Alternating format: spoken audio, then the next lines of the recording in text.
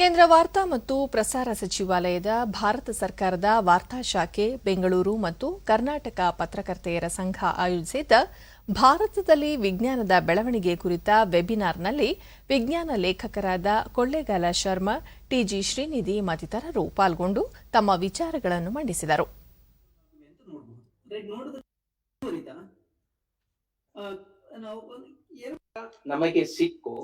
ಕೊಳ್ಳೇಗಾಲ ಶರ್ಮಾ ಪರಮಾಣು ವಿಜ್ಞಾನ, ಬಾಹ್ಯಾಕಾಶ ತಂತ್ರಜ್ಞಾನ, ಕೈಗಾರಿಕೆ, ಕೃಷಿ ಮತ್ತು ಮಾಹಿತಿ ತಂತ್ರಜ್ಞಾನ ಕ್ಷೇತ್ರಗಳಲ್ಲಿ ಭಾರತ ಪ್ರಗತಿ ಸಾಧಿಸಿದೆ. ಇದಕ್ಕೆ ಅಗತ್ಯವಿರುವ ಸಲಕರಣೆಗಳನ್ನು ಆಮದು ಮಾಡಿಕೊಳ್ಳುವುದನ್ನು ತಪ್ಪಿಸಿ ಸ್ವಾವಲಂಬನೆ ಸಾಧಿಸುವುದು ಅಗತ್ಯವಾಗಿದೆ ಎಂದು ಅಭಿಪ್ರಾಯಪಟ್ಟರು.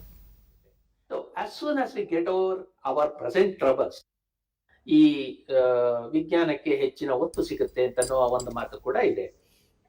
ಆದ್ರೆ ನಾವು ಯುರೋಪ್ನಲ್ಲಿ ನೋಡಿದಾಗ ಪ್ರಜಾಪ್ರಭುತ್ವಕ್ಕಿಂತ ತಮ್ಮ ಒಂದು ಮಿಲಿಟರಿ ಬಲಕ್ಕಾಗಿಯೋ ಅಥವಾ ತಮ್ಮ ಆರ್ಥಿಕ ಬಲಕ್ಕಾಗಿಯೋ ಅಲ್ಲಿದ್ದಂತಹ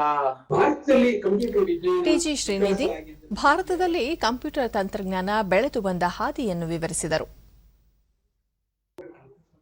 ಅವರು ಇಂಡಿಯನ್ ಸ್ಟ್ಯಾಟಿಸ್ಟಿಕಲ್ ಇನ್ಸ್ಟಿಟ್ಯೂಟ್ ಶುರು ಮಾಡಿದಾಗ ಬೇಕಾದಷ್ಟು ವಿಷಯಗಳ ಬಗ್ಗೆ ಸ್ಟ್ಯಾಟಿಸ್ಟಿಕ್ಸ್ ಸಂಗ್ರಹಣೆ ನಾವು ಪಡುವಂತ ವಿಷಯವ ನಮ್ಗೆ ಎಷ್ಟು ಮ್ಯಾಥಮೆಟಿಕಲ್ ಥಿಂಕಿಂಗ್ ಬರಬೇಕು ಅಂತ ಈ ವರ್ಷ ಭಾರತ ಪ್ರಾಸ್ತಾವಿಕವಾಗಿ ಮಾತನಾಡಿದ ಪಿಐಬಿ ಉಪನಿರ್ದೇಶಕರಾದ ಜಯಂತಿ, ಇದೇ 22ರಿಂದ ಭಾರತ ಅಂತಾರಾಷ್ಟ್ರೀಯ ವಿಜ್ಞಾನ ಮಹೋತ್ಸವ 2020 ನಡೆಯಲಿದ್ದು ಪೂರ್ವಭಾವಿಯಾಗಿ ಈ ವೆಬಿನಾರ್ ಆಯೋಜಿಸಲಾಗಿದೆ ಎಂದು ತಿಳಿಸಿದರು. ಅಂದ್ರೆ ಆನ್ಲೈನ್ ಆಗಿರುತ್ತೆ.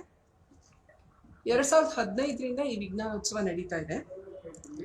ಈ ವರ್ಷದ ಧ್ಯೇಯವಾಕ್ಯ ಸ್ವಾವಲಂಬಿ ಭಾರತ ಮತ್ತು ಜಾಗತಿಕ ಕಲ್ಯಾಣಕ್ಕಾಗಿ ವಿಜ್ಞಾನ.